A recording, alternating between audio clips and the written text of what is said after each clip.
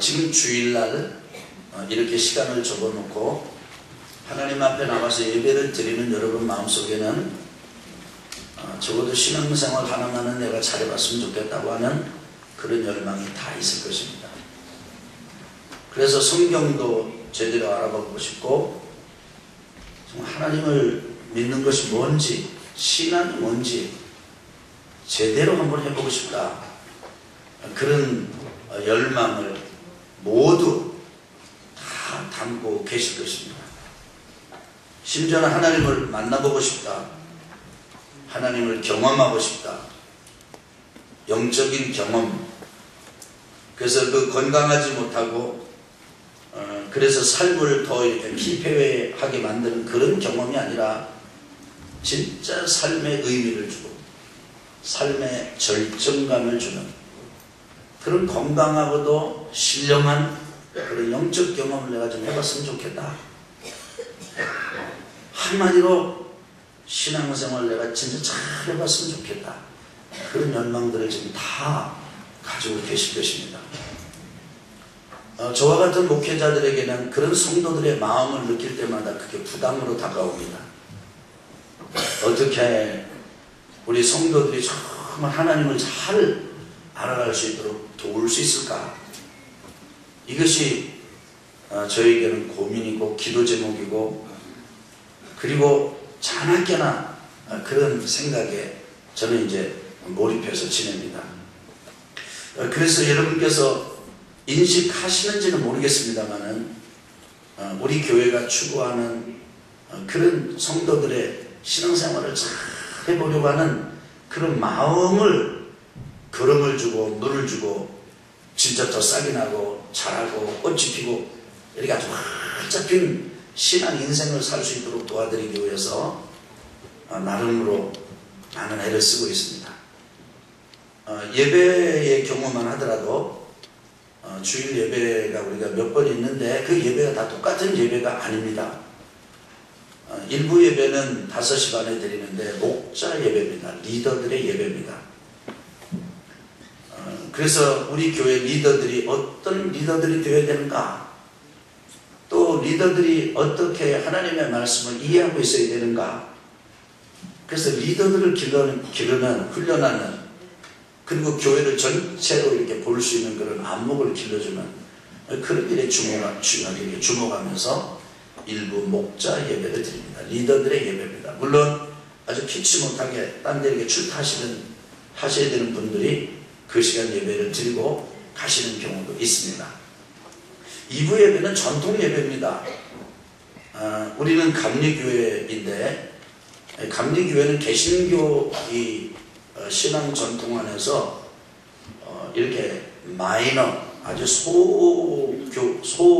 소규모의 그룹이 아니고 아주 이게 큰 주된 흐름 중에 하나입니다.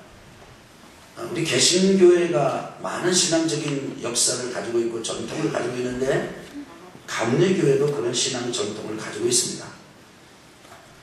감리교회가 사실은 여러분 알고 보면 굉장히 매력이 있는 교회입니다. 여러분 지금 우리 교회 감리교회 오신 거 잘하셨습니다. 여러분 뭐 아멘 안 하셨어도요, 여러분의 선택이 정말 틀리지 않았습니다. 여러분, 이 감리교회는 얼마나 놀라운 신앙의 전통을 가지고 있느냐 하면, 감리교회의 시작인 그 요한 웨슬리 목사님은 원래 감리교회를 만들고 싶은 분이 아니었습니다. 이분은 영국 성공의 사제였어요. 이분의 열망은 하나입니다. 하나님 진짜 잘 믿어보고 싶다. 그래서 성경을 공부하고 기도 모임을 하고, 그리고 영국의 이제 성공의 사제로서 정말 복음을 전하고 크게 주력을 했습니다.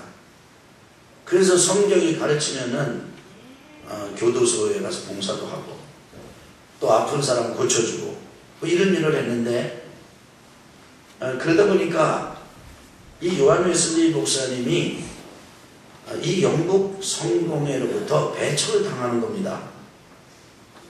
설교할 강단이 점점점 사라지고 각 교회마다 여기는 설교하지 마라, 여기도 설교하지 마라. 요한 웨슬리 목사님의 설교를 들으면요, 그 영국 성공회가 다 설교를 못하도록 막는 거예요. 그래서 이 요한 웨슬리 목사님이 심지어 하루에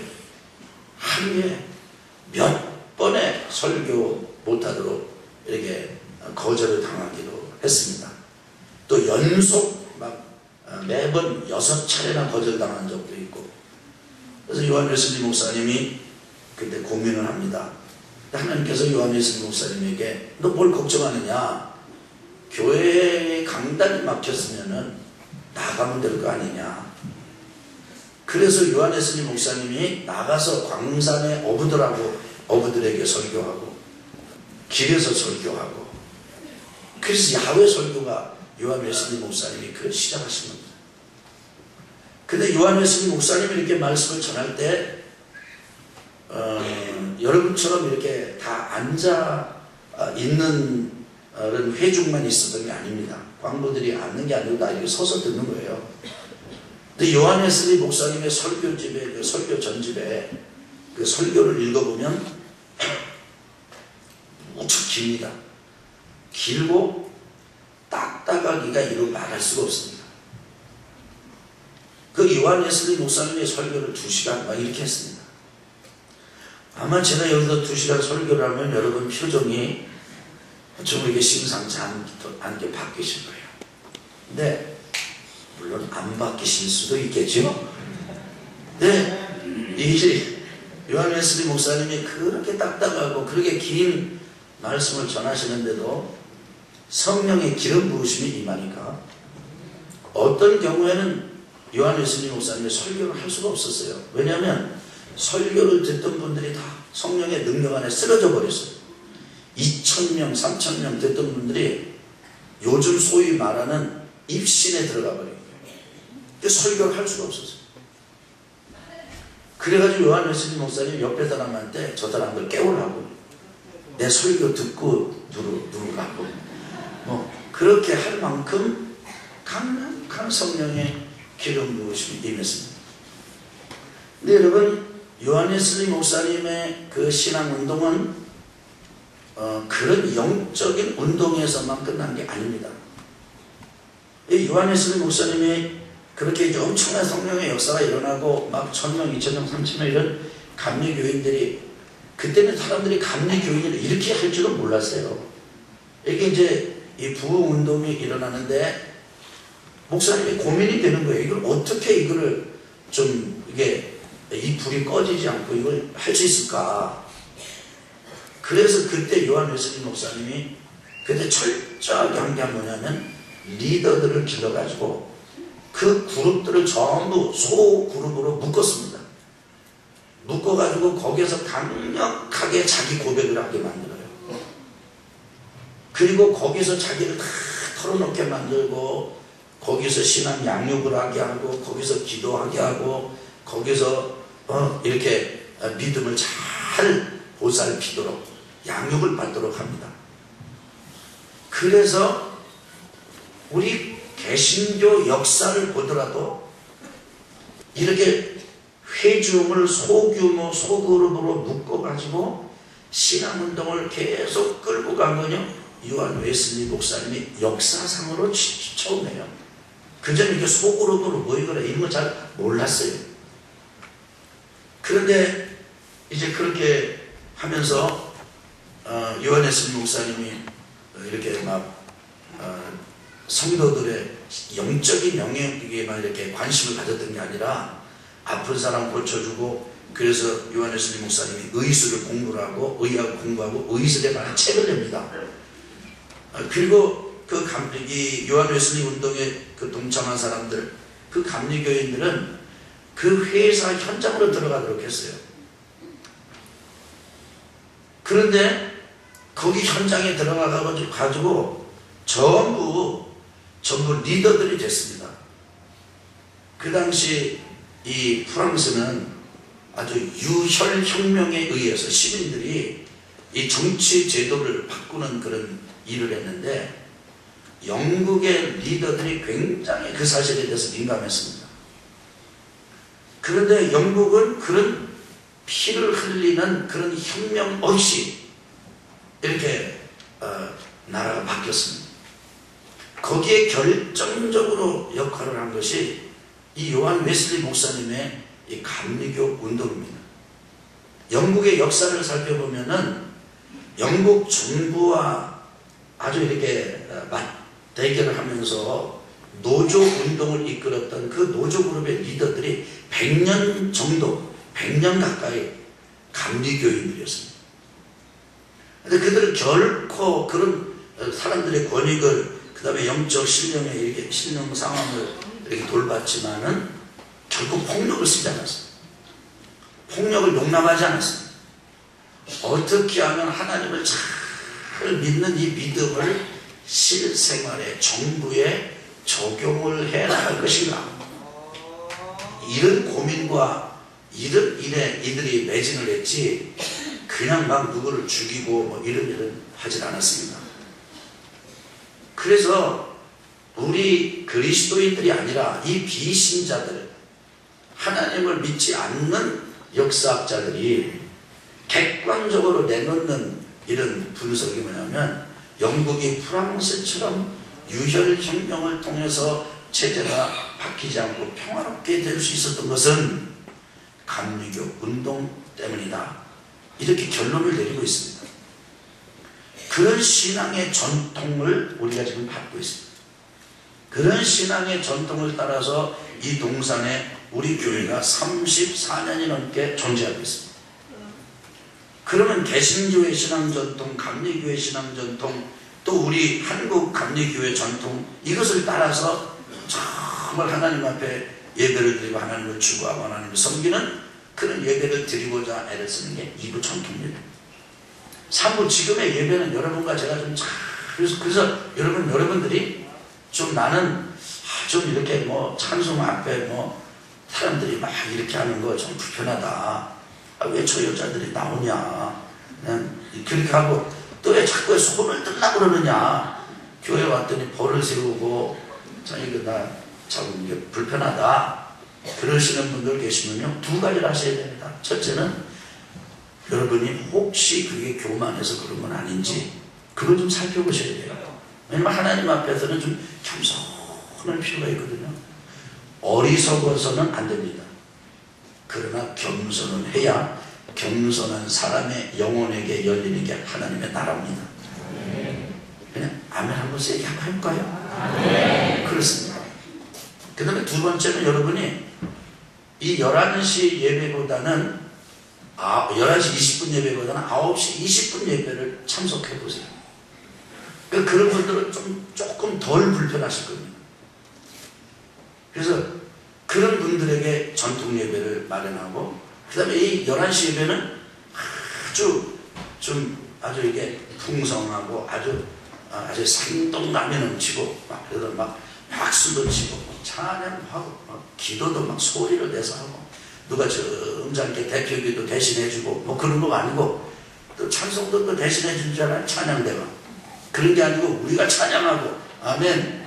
그 말씀 듣고 막 기도하고 막 귀신 쫓고 병 고치고 이런 사역을 하는, 그래서 회복을 추구하는, 좀 어떤 틀에 매이지 않고 찬양과 기도와 말씀과 치유를 추구하는 예배를 드리는 게 지금 11시 예배입니다.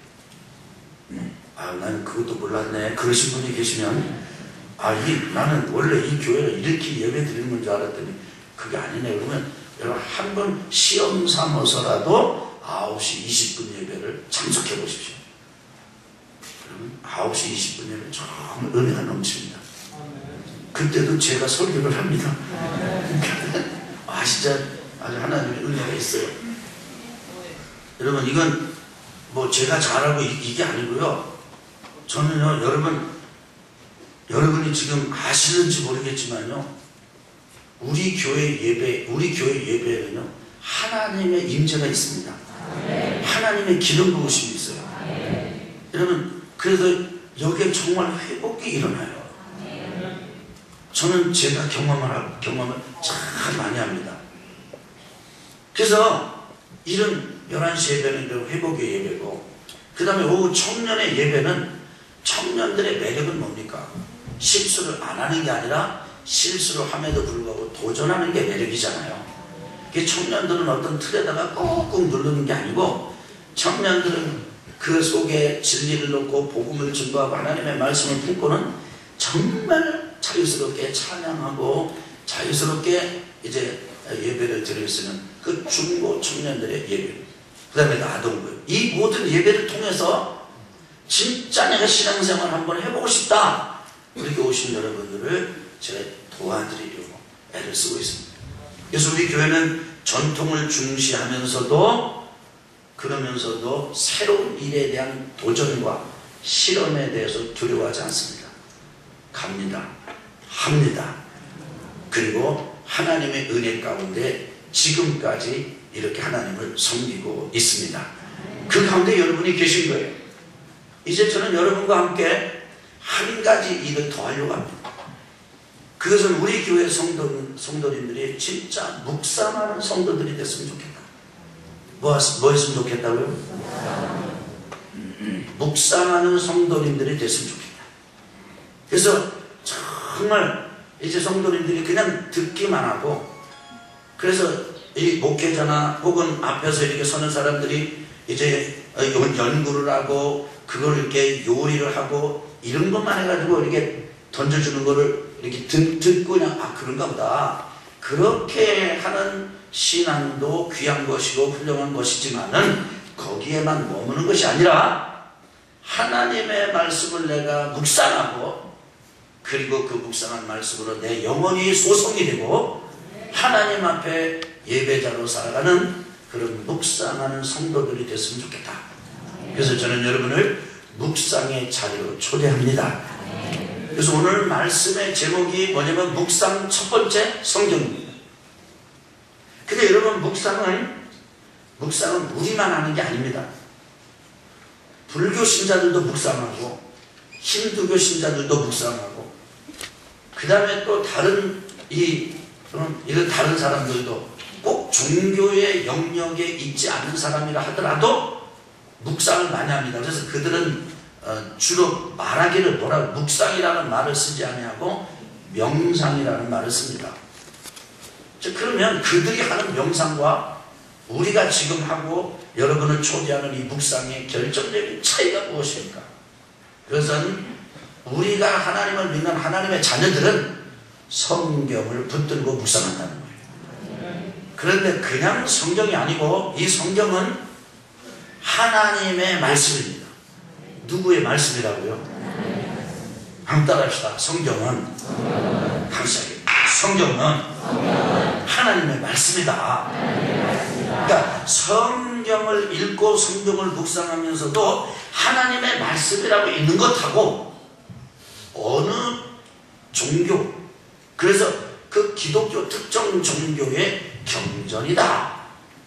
그 특정 종교에 속한 사람들이 소중하게 여기는 거룩한 책이다, 어떤 규칙이다, 이렇게 읽으면 거기에는 생명이 없습니다. 그런데 온 우주 만물을, 천지를 만드시고, 우리 할렐루야, 아멘.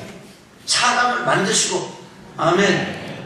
그 만드신 사람이 타락했는데 타락한 사람을 끊임없이 종들을, 선지자를 보내시고 하나님의 사람들을 보내셔가지고 돌아오라 그런데도 그 죄악에 빠진 사람들이 안 돌아오는데, 안 돌아오는 그들을 포기하지 않으시고 마지막에는 아들 예수님을 보내셔가지고 십자가에 달려 죽게 함으로 그 죄, 인류 모든 죄, 인간의 죄를 완전히 대신해서 지불하게 하시고 대속하게 하시고, 그 다음에 3일 만에 부활하심으로 사망 권세 이기고 사단의 권세를 깨뜨리게 하시고, 승천해서 하나님 보좌 우편에 계시면서 우리를 위해서 기도하게 하시고, 그 주님께서 장차 재림하도록 재림을 예비하시는 이런 사역, 경륜, 섭리를 통해서 우리와 관계하시고 이 세상을 주관해 가시는 그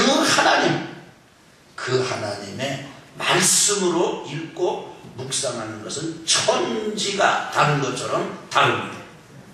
하늘과 땅이 다른 것처럼 다릅니다.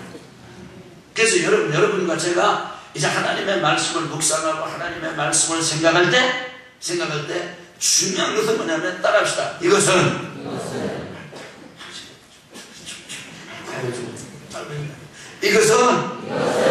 하나님의 말씀이다. 그런데 더 저 알아야 될 건 뭐냐면 말씀인데 다른 사람을 향해서 주시는 말씀이 아니고 나를 향해서 주시는 말씀이다.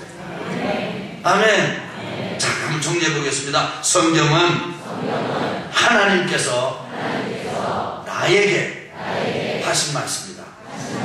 그래서 오늘 이 성경을 읽은 디모데후서 3장 16절 17절 모든 성경은 하나님의 감동으로 된 것으로 교훈과 증명과 반감과 의로 교육하기에 유익하니 이는 하나님의 사람으로 온전하게 하며 모든 선한 일을 행하는 일을 갖추게 하게 함이라. 그래, 이거 성경이야, 말씀이야, 이거 기독교에서 가르치는 거야, 목사가 가르치는 거야, 이런 게 아니고 아버지께서 이 말씀을 나에게 주셨다.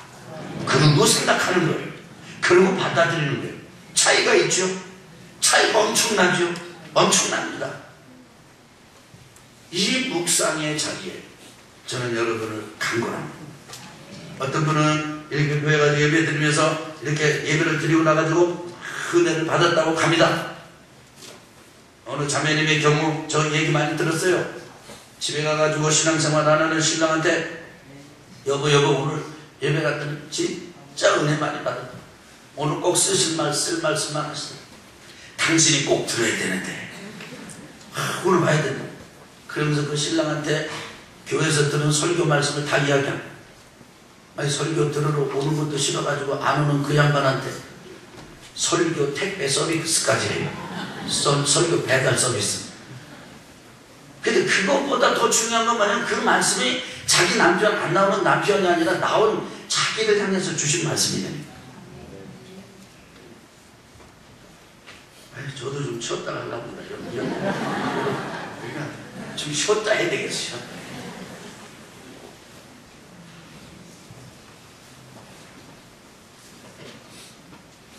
그래서 그 말씀을 하나님께서 나에게 하신 말씀이다. 이렇게 이제 말씀을 붙들고 묵상하는 자리로 여러분을 강력하게 초청합니다. 그래서 이번 사순절 기간에는 제가 이런 사순절의 깊은 묵상, 이 노트를 만들었어요. 이 노트의 한쪽에는 이렇게 성경 본문, 여러분 성경 무거운 거 들고 다닐 필요도 없도록 여기다 성경 본문을 딱 참. 여기 이렇게 또 백지를 넉넉하게 남겨놨어요. 그래서 이 말씀을 가지고 하루 아주 이른 시간 혹은 여러분의 편리한 시간, 장소를 구별하고 시간을 구별해가지고 하나님 앞에 나가서 성령님 도와주세요. 청원의 기도를 드리고 이 말씀을 읽고 말씀의 현장으로 말씀을 관찰하고 자신의 반응을 살펴보고 하나님의 마음을 찾아보고 그리고 세상에서 살아갈 영적 결단을 아주 이렇게 살겠습니다 라고 하는 것을 기록해 보실 수 있도록 이렇게 노트를 만들었습니다. 근데 많이 만들지 못해가지고 이제 일부 목자 예배 시간에 다 이렇게 다 됐습니다. 내일 새벽에 이걸 만들어 놓을 것입니다. 여러분께서 요거 여러분 그냥 하지 말고 10,000원에 구입을 해서 가져가시기 바랍니다. 첫째는 여러분이 대가를 지불하시는 거고, 그 다음에 두 번째는 이 묵상 사역을 이제 우리 교회에서 이거 아주 더 구체적으로 할 텐데 묵상 사역을 위해서 후원하는 것이 될 것입니다. 제가 이 묵상에 대해서 우리 성도님들하고 전체 했으면 좋겠다 그런 자극을 받은 여러 이유가 있는데, 자극을 받은 계기가 여러 개 있는데, 그 자극을 받은 계기 중에 하나는 우리 성도님 중에서 저에게 카톡으로 이렇게 묵상을 이렇게 보내주세요. 짧은 묵상이 길지 않아요. 그런데 그걸 아주 읽고 하고 장면 보면 아멘, 그게 절로 나와요. 그 읽으면요. 근데 어느 순간 제 마음속에 이런 생각이 들었습니다. 아, 이거를 우리 전체 성도가 하면 어떨까? 그래서 너무 좋겠다. 그래서 카톡으로 할까, 밴드로 묶어서 할까. 지금 이제 무슨 얘기인지 모르시는 분들은 스마트폰 안 쓰시는 분들이에요 지금. 근데 스마트폰 쓰시면서도 이걸 잘 모르시는 분들은 전화만 쓰시는 분들이에요. 아니, 여러 가지 이렇게 생각을 하고, 그 다음에 지금 홈페이지를 오픈하면서 홈페이지를 통해서 이걸 해볼까? 그러다가 야, 이거 진짜 좀 구식 같아도 우리 한번 기록을 하는 걸로 해봤으면 좋겠다. 그래가지고 지금 이제 작업을 하고 있습니다. 여러분 한번 묵상의 자리로 초대에 응하시고 참여해 보실 말씀 없으십니까? 마음 없으십니까? 한번 여러분 묵상의 자리로 나오십시오.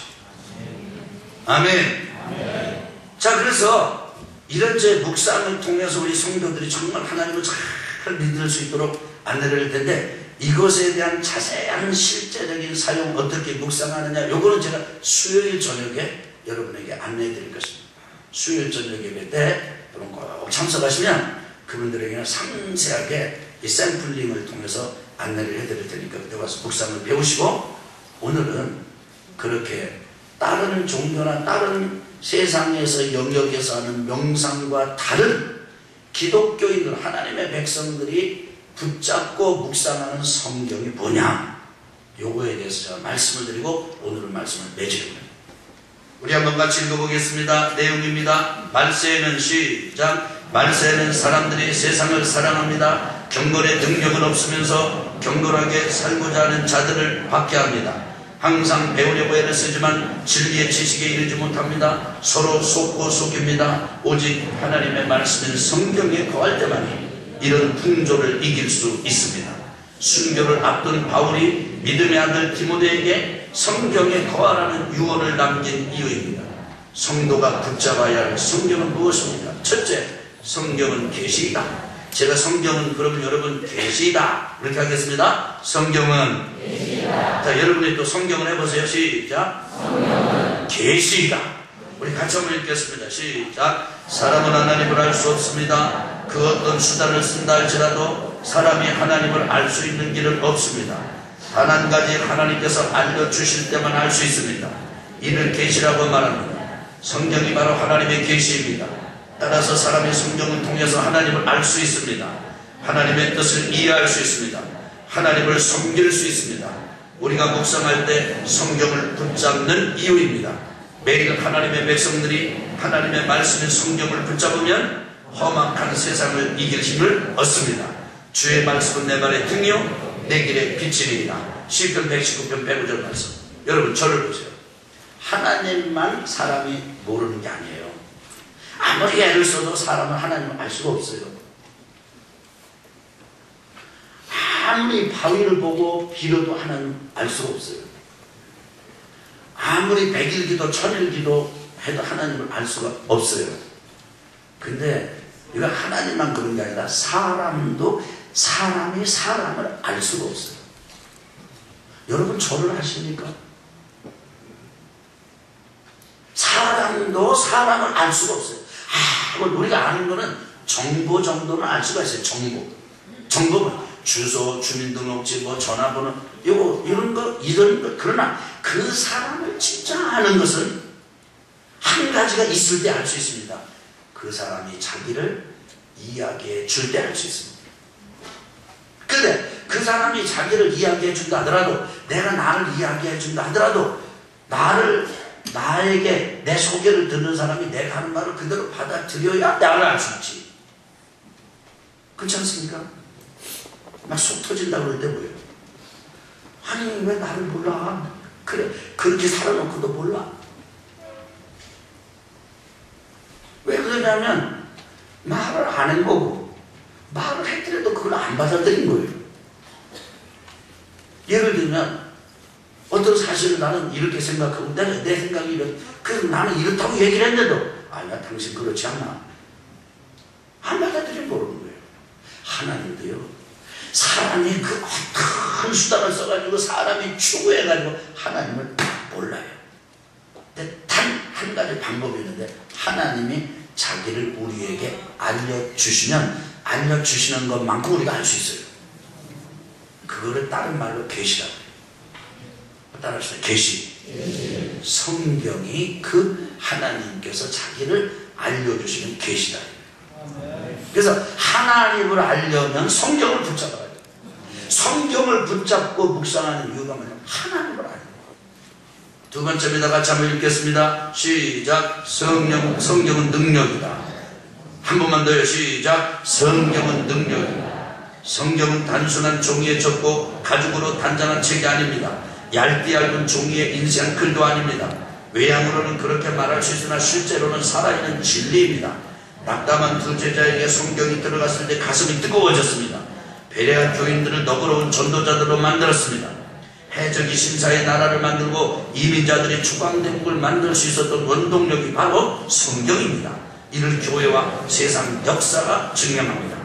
하나님의 말씀은 살아있고 활력이 있어 좌우의 날선 어떤 것보다도 예리하여 혼과 영과 및 관절과 불수를 찔러 쪼개기가 되며 또 마음의 생각과 뜻을 판단하는 지으신 것이 하나도 그 앞에 나타나지 않음이 없고 우리의 결산을 마주치기에 눈앞에 많은 물이 벌거벗은 것 같이 드러나느니라. 히브리서 4장 12절로 13절 말씀 한번 따라합시다. 하나님의 말씀은 살아있고 활력이 있고 좌우의 날선 것보다 훨씬 예리하다. 그래서 히브리서를 쓴 히브리서 기자는 성경을 소개할 때 성경은 단지 두루마리가 아니야. 단지 문자, 이 인쇄된 쓰여진 글이 아니야. 성경은 살아있어. 성경은 활력이 있어. 성경은 예리해. 좌우의 날선 어떤 것보다도 더 예리해. 성경이 살아있다는 거예요. 성경이 힘이 있다는 거예요. 성경이 능력이 있다는 거예요. 그렇습니다. 예수님 십자가 달리시고 무덤에 장사 지는 바 된 다음에 엠마오로 내려가는 두 제자 낙담했습니다. 낙담. 여러분, 낙담은 정말 사람을 망가뜨리잖아요. 그런데 낙담한 그 두 제자의 마음에 주님의 말씀, 하나님의 진리가 들어가니까 마음이 뜨거워진 거예요. 저는 여러분과 제가 마음이 뜨거워지게 되길 바랍니다. 그래서 정말 우리 원양온천교회 집사님을 만났다 그러면 뜨겁다 이렇게 되길 바랍니다. 여러분이 저를 만났을 때도 저는 그런 느낌이 저를 통해서 여러분에게 갔으면 좋겠어요. 저 양반 뜨겁다 이렇게. 근데 저는 아이고 뭐 이렇게 난 그렇게 안 했으면 좋겠어요. 우리 원양온천교회 권사님들을 만났더니 뜨겁다. 우리 장로님들을 만났더니 뜨겁다. 그래가지고 장로님하고 악수하고 난 다음에 뜨거워 이랬으면 좋겠어요. 진짜 좀 열정이 넘쳤으면 좋겠어요. 우리 교회 구호가 열정 아니에요. 열정. 몰랐어요? 열정. 여러분, 하나님의 말씀은 능력이 있어요.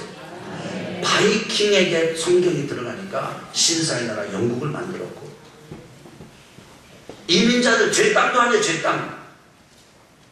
고향 떠나고 고향 잃어버리고 낯선 곳에서 낯선 물 마시면서 낯선 땅을 개척했던 사람들 속에 하나님의 말씀이 들어가니까 여러분 초강대국을 만들었잖아요. 그 짧은 역사 동안에. 이게 놀랍지 않습니까? 여러분과 제 인생에도 하나님의 말씀이 들어가서 확실히만 자리 잡으면 기적이 일어납니다. 우리 가문이 뒤바뀌어버립니다. 가문이 뒤바뀌어버립니다. 희망이 있습니다. 소망이 있습니다. 성경은 능력이거든요. 세 번째입니다. 우리 같이 읽겠습니다. 시작. 성경은 유익하다. 사람이 사람을 교정하는 일은 거의 불가능에 가깝습니다. 바꾸겠다고 시도하다가 망치는 일도 허다합니다. 그러나 성경은 사람을 온전하게 선을 행할 수 있도록 구비시켜줍니다. 성경이야말로 사람을 망가뜨리지 않으면서 교훈하고 책망하며 바르게 하고 의로 교육하는 일에 절대적으로 유익합니다. 그들을 진리로 거룩하게 하옵소서. 아버지의 말씀은 진리이다. 요한복음 17장 17절 말씀. 아멘. 자, 저를 보실래요? 여러분, 무엇으로 사람을 교훈하고 무엇으로 사람을 책망하고 무엇으로 사람을 바르게 하고 무엇으로 사람을 의로 교육합니까? 여러분, 어떤 아들이 공부 잘했습니다. 좋은 대학 갔습니다. 사법고시 봐가지고 합격했습니다. 이제 직장도 잡았습니다.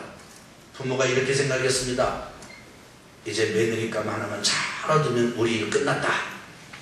그리고 우리 인생, 그 다음에 이 아들의 인생은 활짝 핀 인생이다. 이렇게 생각했죠. 어느 날 이 아들이 폭탄선을 하는 거예요. 아버지하고 어머니를 더 이상 보지 않겠다. 내가 아버지 어머니 밑에 있을 동안에 어려서부터 정말 아버지한테 야단 많이 맞고 어머니한테 잔소리 많이 듣고 잔소리를 듣고 내가 컸는데, 진짜 나는 아버지 엄마 말대로 나는 딴짓 안 했습니다.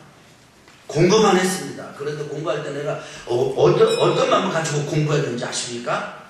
오기를 했습니다. 오기. 뭘로 했다고요? 오기. 그래, 내가 당신들 밑에 있을 동안에는 내 시키는 대로 한다. 뭐 그게 뭐 나에게 좋다는 게 한다. 열심히. 그러나 내가 내 인생을 살아갈 나이가 되면 난 절대로 우리 부모들하고 나는 같이 안 산다. 더 이상 얘기 듣지 않는다. 그래서 그때가 온 거예요. 이건 극단적인 예입니다. 부모가 사랑 가지고 권면하고 사랑 가지고 야단치고 사단 가지고 잔소리했어요. 근데 그 부모의 잔소리가 잘 먹힌 것 같았는데 보니까 관계를 깨뜨린 거예요. 망가뜨린 거예요. 부부 간에도 잔소리합니다. 그 다음에 좋은 소리 합니다. 서로 이렇게 하자고 합니다. 근데 그것이 먹히지 않습니다. 오히려 상대방을 무너뜨리거나 관계를 깨뜨려 버립니다. 사람의 교훈과 사람의 가르침과 사람이 바르게 하려고 하고 사람이 하려고 하는 노력은 한계가 있어요. 이렇게 부작용이 많아요. 지금 자녀들을 놓고 부모님들이 다 좋은 얘기하지 나쁜 얘기하면 부모가 있겠습니까? 야, 너 가서 좀 은행 좀 하나 털어볼래? 뭐 그러겠어요 부모님들이? 다 잘하자는 거죠. 그런데도 사람의 가르침과 사람의 교훈은요 부작용이 난다니까요. 이제 한번 멈출 때가 됐어요. 여러분이 별로 이게 이해가 안 되시는 표정이세요. 근데 이해가 되는 분이 계세요. 근데 그 부작용 없이 사람을 바르게 하고 교훈하고 가르치고 세울 수 있는 그게 하나님의 말씀이다. 하나님의 말씀을 들어갑니다. 할렐루야. 이제 결론입니다. 우리 같이 읽겠습니다. 시작. 하나님의 말씀을 묵상해야 합니다. 아무리 하나님의 말씀에 성경이 계시며 살아있고 인생살이에 유익이 크다 할지라도 받아들이지 않으면 우리에게 아무런 소용이 없습니다. 육신의 양식을 먹듯이 영혼의 양식으로 하나님의 말씀을 먹어야 합니다. 문제는 어떻게 효과적으로 섭취하느냐입니다. 바로 이 영혼의 식탁이 묵상입니다. 매일 시간과 장소를 구별하십시오. 특히 사순절 영성일절 기간에는 교회에서 마련한 묵상 노트를 지참하십시오. 노트에 담긴 지침을 따라 매일 일정한 분량의 하나님의 말씀을 묵상하면서 하나님 앞에 머무는 시간을 가지십시오.